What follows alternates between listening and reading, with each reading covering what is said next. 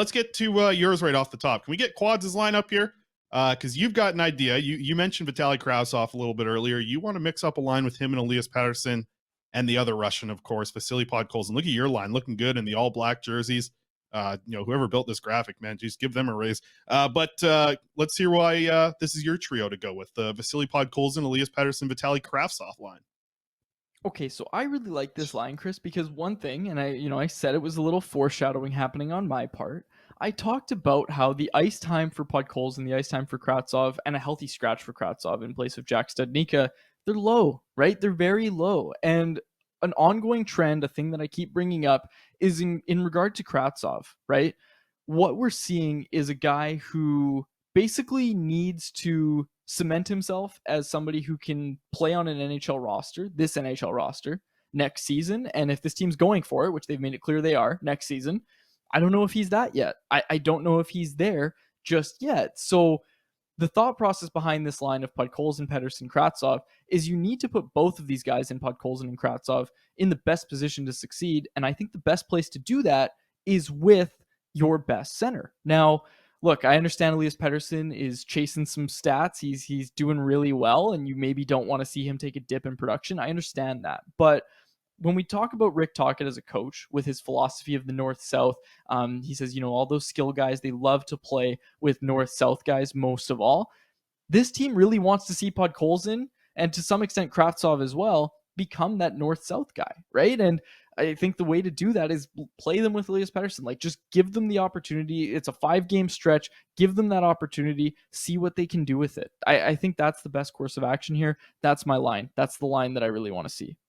Well, I've seen that trio at times, right? And I've seen Podkolzin kind of get bumped up to the JT Miller line over the past few weeks here, but we've seen this trio a little bit over the weekend, just like a couple shifts here and there together. It is interesting, but I'm curious to kind of follow up on your line here. What happens to Beauvillier and Kuzmenko at that point? Because they're playing well with Pettersson too, right? Like, how much is this about development compared to, do you believe that this line could actually be better than the trio that Pettersson has right now with Kuzmenko and Beauvillier as his wing? No, it's entirely about development. It's entirely about development. It's giving these guys the confidence. Maybe they can start putting some pucks in the back of the net. We saw Kravtsov doing some really good things. We've seen Podkolzin doing some really good things, but they haven't gotten the production. Like, they haven't put up the points. And look, that affects your confidence, right? We've heard Podkolzin himself talk about it, right? You want to see these guys putting up numbers, and I think the best place to do that is with Elias Pettersson. It's entirely about development. It's entirely about putting these guys in a position to succeed. And most of all, it's about making sure these guys are set for next year where they could maybe play with a third line center. They could actually be on your roster, because right now I don't think they're gaining much playing with Sheldon Dries.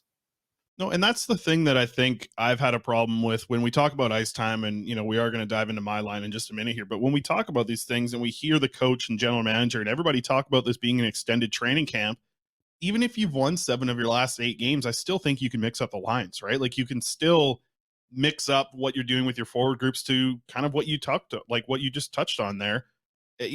Let the young guys get a run, right? Like, I think these young guys getting an opportunity, that should be part of the thing that we hear about an extended training camp. I'd love to see it as well. Like, this dog and pony show that the Canucks are running here about winning so many damn games at the end of the season. At least do it when you're like developing some of these young players to a certain degree, right? Like, I think that's the problem with the ice time, and that's basically what it all comes down to. Is how much are you getting better for next season playing Quinn Hughes 28 minutes a night?